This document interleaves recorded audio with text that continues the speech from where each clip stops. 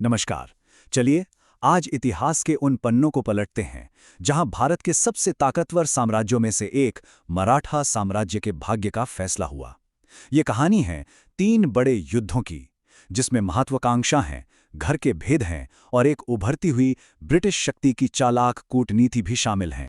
तो आज की हमारी पूरी बातचीत का सबसे बड़ा सवाल यही है, आखिर ऐसा क्या हुआ कि जो साम्राज्य मुगलों को टक्कर दे सकता था वो ताश के पत्तों की तरह बिखर गया। ये कहानी सिर्फ किसी बाहरी हमले की नहीं है, बल्कि ये कहानी है अंदरूनी दरारों की। चलिए पता लगा। तो हमारा सफर कुछ इस तरह रहेगा। हम देखेंगे कि ये संघर्ष शुरू कैसे हुआ, पहले युद्ध में क्या हुआ, फिर दूसरे युद्ध ने कैसे उन्हें झुकाया और आखिर में वो कैसे पूरी तरह से बिखर गए।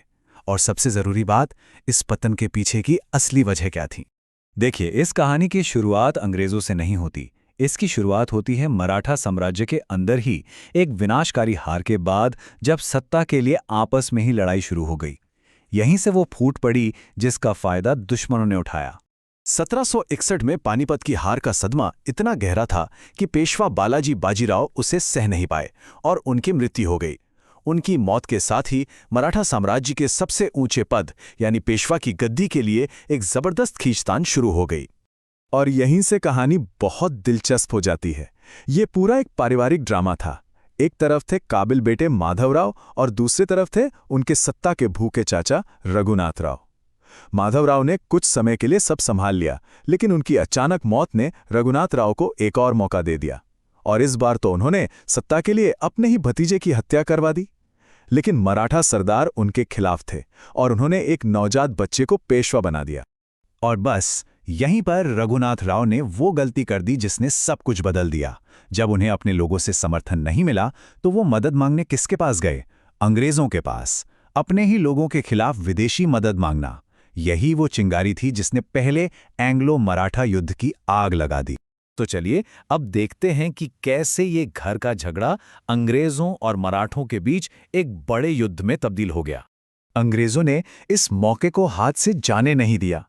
उन्होंने रघुनाथ राव के साथ सूरत की संधि की।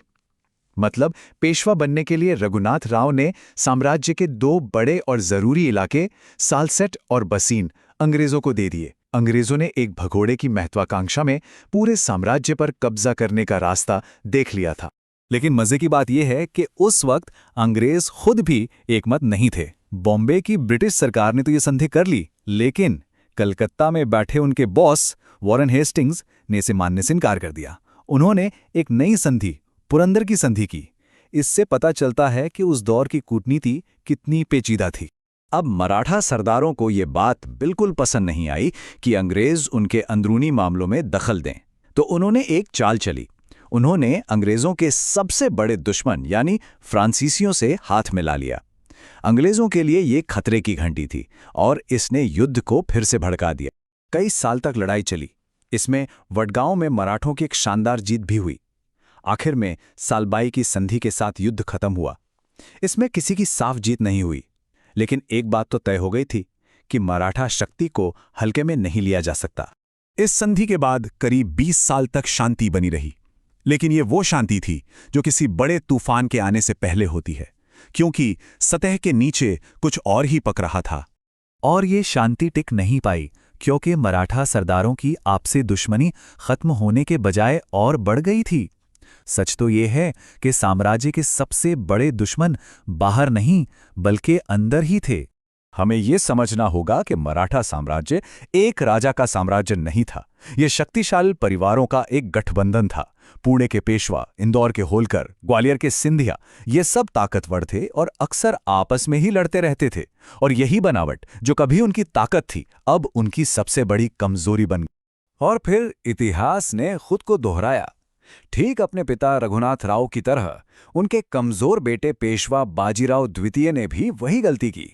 जब वो एक दूसरे मराठा सरदार होलकर से हार गए, तो वो भी अपनी गद्दी बचाने के लिए अंग्रेजों की शरण में चले गए। और यहीं पर आया कहानी का सबसे बड़ा मोड़, बसीन की संधि। ये महज एक संधि नहीं थी, ये मराठा साम्राज्य की आजादी का डेथ वारंट था। इस संधि के तहत पेशवा ने ब्रिटिश संरक्षण स्वीकार कर लिया। मतलब वो अब एक स्वतंत्र शासक नहीं बल्कि अंग्रेजों की कठपुतली बन गए थे। और ये अंग्रेजों के उस सबसे चालाक हथियार को दिखाता है जिसे वो सब्सिडियरी अलायंस या सहायक संधि कहते थे। जरा सोचिए इसकी चालाकी।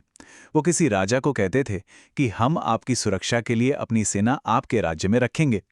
उस सेना का पूरा खर्चा भी वही राजा देगा।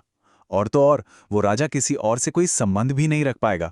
मतलब अपनी ही आज़ादी खोने के लिए खुद ही पैसे देना। जब पेशवा ही झुक गया तो फिर बाकी सरदारों का गिरना तो तय था। एक एक करके जिन भी सरदारों ने, जैसे सिंधिया और भोसले ने विरोध करने की हिम्मत की, उन्हें अंग्रेजों की बेहतर सेना ने हरा दिया और उन पर भी वैसी ही अपमानजनक संधियां थोप दी गईं। मराठा संघ पूरी तरह से बिखर चुका था। चलिए अब इस कहानी के आखिरी हिस्से की तरफ बढ़ते हैं, जहां ब्रिटिश नियंत्रण से आज़ाद होने की एक आखिरी लेकिन बहुत ही हताश कोशिश की जाती है। इस आखिरी युद्ध की वजह बने पिंडारी। ये पिंडारी असल में मराठा सेनाओं के साथ रहने वाले लड़ाके थे। जब मराठा सरदार कमजोर हो गए तो पिंडारियों ने ब्रिटिश इलाकों में लूटपाट शुरू कर दी। अंग्रेजों को तो बस बहाना चाहिए था और उन्होंने पिंडारियों का दमन करने के नाम पर पूरे मराठा साम्राज्य को खत्म करने का अभियान छेड़ दिया। ये युद्ध बहुत लंबा नहीं चला।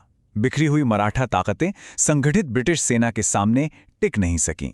नतीजा, मराठा साम्राज्य का पूरी तरह से अंत। अंग्रेजों ने पेशवा के पद को ही हमेशा के लिए खत्म कर दिया और आखिरी पेशवा को पेंशन देकर कानपुर के पास बिठूर भेज दिया। तो इस पूरी कहानी को देखने के बाद आखिर हम क्या समझ सकते हैं?